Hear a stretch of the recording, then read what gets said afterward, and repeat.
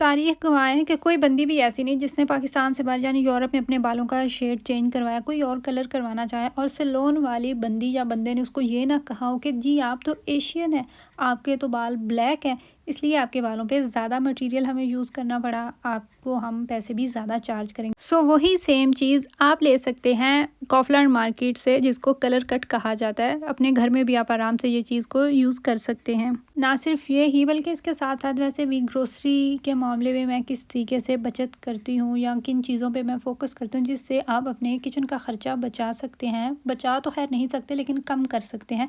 काफ़ी चीज़ें होती हैं जिन्हें हम देखभाल के लिए मुझसे ये रिक्वेस्ट की जाती है कि आप इटली का और जर्मनी का कंपैरिजन करें। आप बताएं कि कहाँ पे महंगाई ज़्यादा है, वहाँ पे ग्रोसरी के कितना आप स्पेंड करते हैं, कितने में आपकी वीकली ग्रोसरी आ जाती है। और स्पेन का भी आप बताएं। स्पेन तो खैर मैं कभी भी नहीं गई, स्पेन मैंने अभी तक विज़िट नहीं किया, लेकिन इरादा है इंशाल्लाह ताला।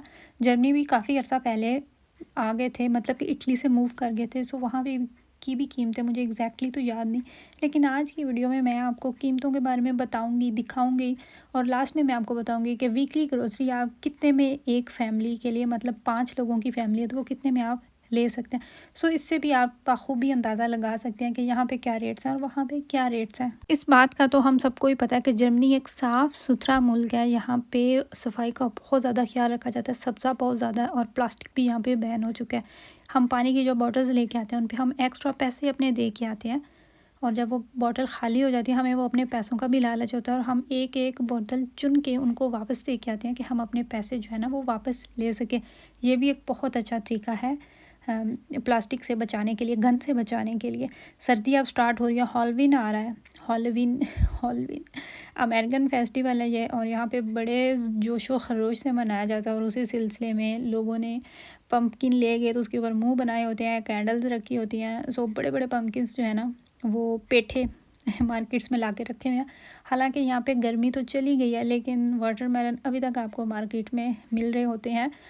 मेरा अदरक और लहसुन का पेस्ट जो मैंने बना के रखा हुआ था वो ख़त्म हो चुका है। मैं काफ़ी अरसे से वो यूज़ कर रही हूँ और ये मुझे बड़ा कन्वीनियंट लगा है, बड़ा आसान होता है। समटाइम्स आप सब्ज़ी बना रहे होते हैं, आपका दिल नहीं चाह रहा होता कि आप दोबारा से छीलें और वो सारा कुछ बनाएं।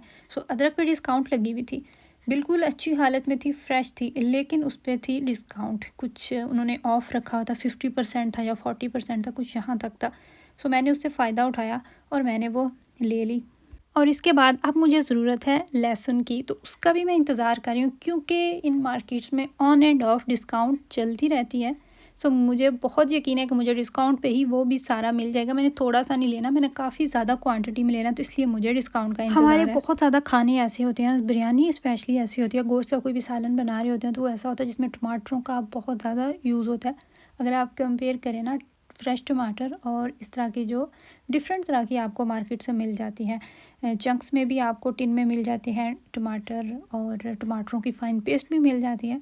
सो मुझे जो कन्वीनियंट चीज़ लगती है ना, जो मुझे लगता है कि हम थोड़ी सी बचत कर सकते हैं, वो ये होता है कि फ़्रेश टमाटर आप कोशिश करें कि सैलड में यूज़ करें और इस तरह के जो टमाटो पेस्ट और टमाटो चंक्स आपको टिन में मिलते हैं वो आप लेके तो अपने सालन में डालें। जायके में मेरे ख्याल से कोई फ़र्क नहीं आता, मैं ऐसे ही करती हूँ।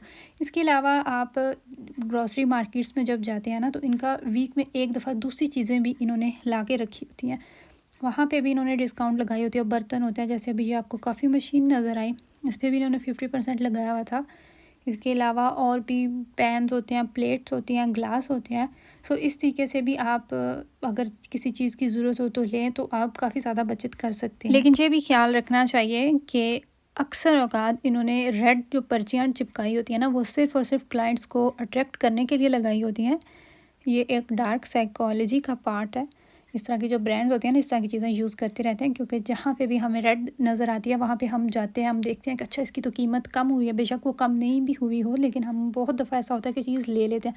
सो इसके लिए आपको ख़ुद से पता होना चाहिए कि ये एक चीज़ पड़ी हुई है, इसकी फ़ुल कीमत क्या होती है और इसको अगर ये ऑफ़ पे दे रहे हैं तो ये कितने की हमें मिलेगी।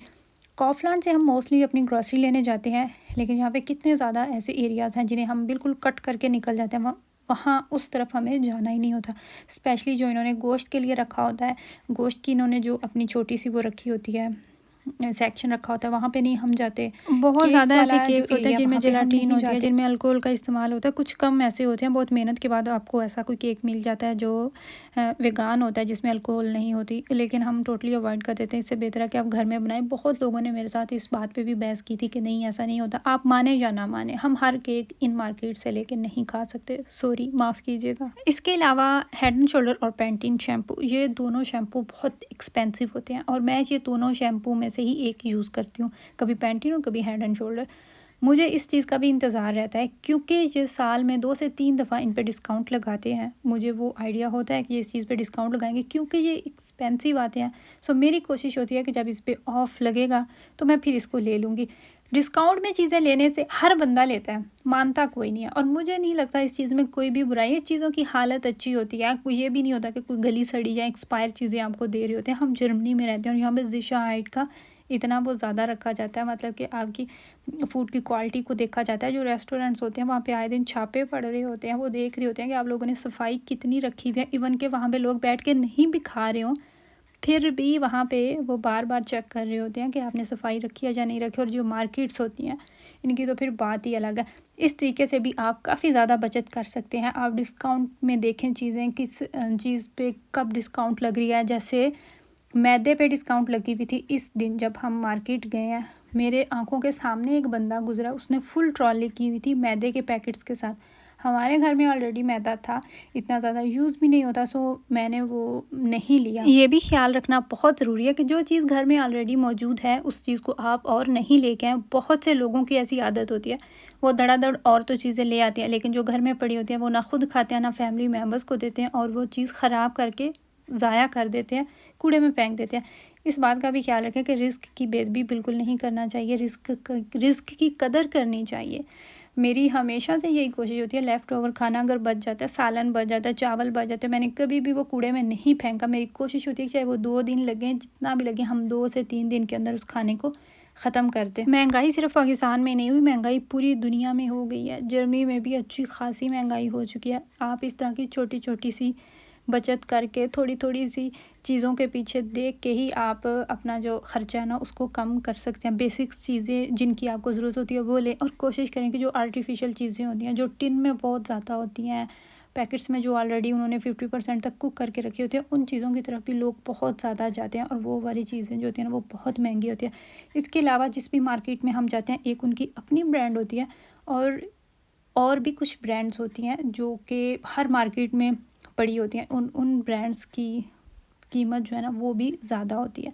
कुछ लोगों की ये भी नफ्सियात होती है कि जब मार्केट में जाते हैं, सबसे महंगी चीज़ जिस पे बहुत ज़्यादा कीमत लिखी हुई है, हम वो चीज़ लेते हैं ताकि वो क्वालिटी में अच्छी हो। हालांकि ये बात बिल्कुल गलत है, ऐसा हरगिज़ नहीं है।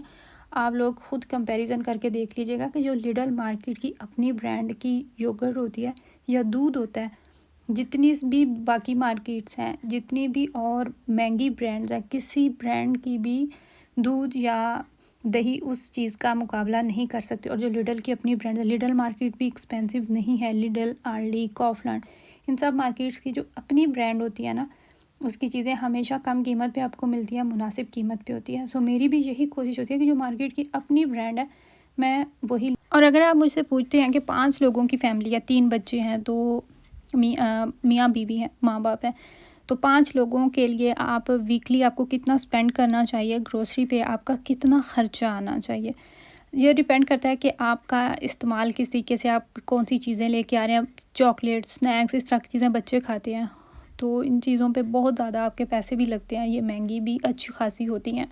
सो मेरे ख्याल से या एक एवरेज जो है ना वो 100 यूरो के अराउंड आपका वीक का ग्रोसरी का ख़र्चा आना चाहिए। और अगर आप कहते हैं ना कि आपका इससे ज़्यादा होता है, 120 यूरो मैक्सिमम है। अगर आपका 150 यूरो से भी ऊपर ख़र्चा जा रहा है ग्रोसरी का, तो आप यकीन करें आप बहुत ज़्यादा फ़जूल चीज़ें ले रहे हैं। आप अपनी ग्रोसरी में देखिए, आप ख्याल करें कि आप ऐसी कौन सी चीज़ लेते हैं जिनकी वजह से आपका बिल इतना ज़्यादा बन जाता है क्योंकि इतने लोगों के लिए आप कह लें 120 यूरो के अराउंड आप चीज़ें जो है ना वो वीक की आराम से लेके आ सकते हैं। बाकी जो हमारी हलाल ग्रोसरी होती है, गोश्त वगैरह, ये सारी चीज़ें छोड़ के हम तुर्किश मार्केट भी गए थे, वहाँ से हम अपना मीट लेके आए थे, हमारी फ्रीज़र ख़ाली हो चुका था। सो ये वाले जो क्लिप्स हैं ना, ये वाली सारी डिटेल मैं आपसे शेयर करूँगी इंशाल्लाह ताला इसी वीडियो के सेकंड पार्ट में।